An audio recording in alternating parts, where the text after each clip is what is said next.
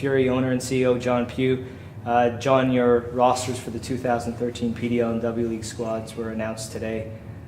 Can you talk a little bit about some of the recruitment that both of the coaches have done in an effort to try and one, repeat as champions on the W-League side, and two, go after the PDL championship on the men's side? Yeah, well, you're right, Graeme. Of course, everything does come down to recruiting, and we're very, very fortunate. I think we've got a good reputation out there.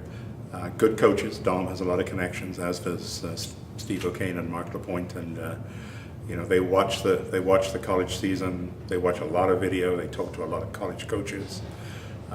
They look at who might be just short of playing in the new professional league, for example, on the women's side, and so by February, March, we know pretty much what we've got, and we know that we're in good shape. A few things might change after that, but the work, the heavy lifting, if you like, is done in those winter months. Season number 14 for the club overall, 11 as you as owner. How great of a feeling was it 10 months ago when the W-League side finally won a championship that had long been sought after? Well, you were there. We didn't do it easily. We were on the verge of being eliminated, got that equalizer to take us through extra time, and then, of course, the drama of penalty kicks and Jazz pulling off some great saves.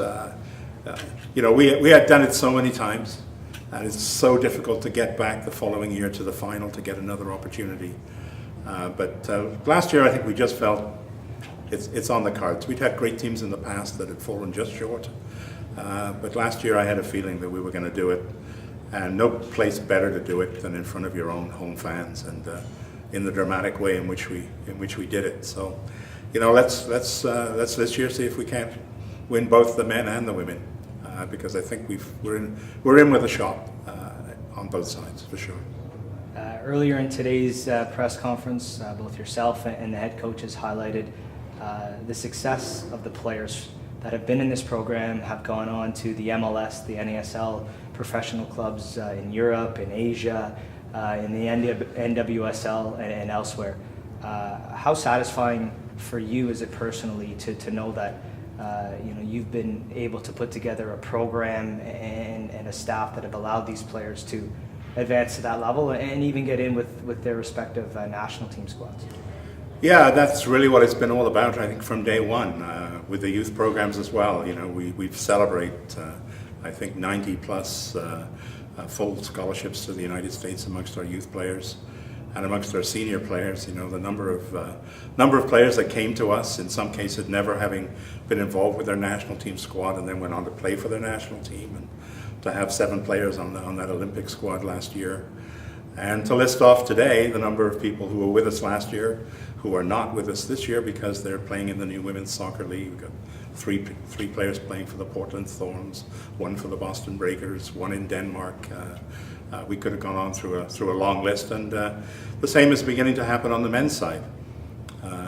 People that actually started in the first couple of years with us, Adrian Leroy and Eddie Edward, went all the way through our youth program, went to college on scholarships, came back and now started pro careers, and half of Edmonton's back line are Ottawa Fury players this year, and that's tremendous. A couple of players from last year's team got selected in the MLS draft and the supplemental draft, and as you mentioned, we have a player playing in Singapore in the S League, and for me, that's what it's all about. It's let's celebrate the successes of these players as they leave us and go on to greater things.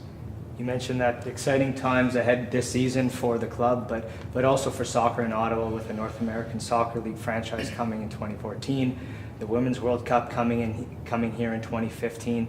How important is kind of the next phase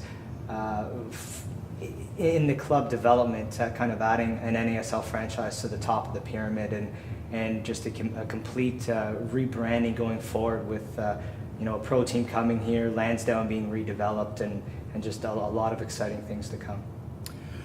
Well, as you said, it's a great moment in time here. We've got a marvelous opportunity here in Ottawa now to take soccer to the next level. When we started out 11 seasons ago, it was to bring professional soccer to Ottawa. We've got a great ownership group, a great project at Lansdowne. We've acquired an NASL franchise, and now, of course, we're even getting closer and closer and closer with choosing a logo, choosing the new name, etc. So it's a great opportunity, and I'm sure that soccer fans in Ottawa are going to relish opening day at the new stadium when we bring NASL soccer to Ottawa. Thanks, John. Cheers.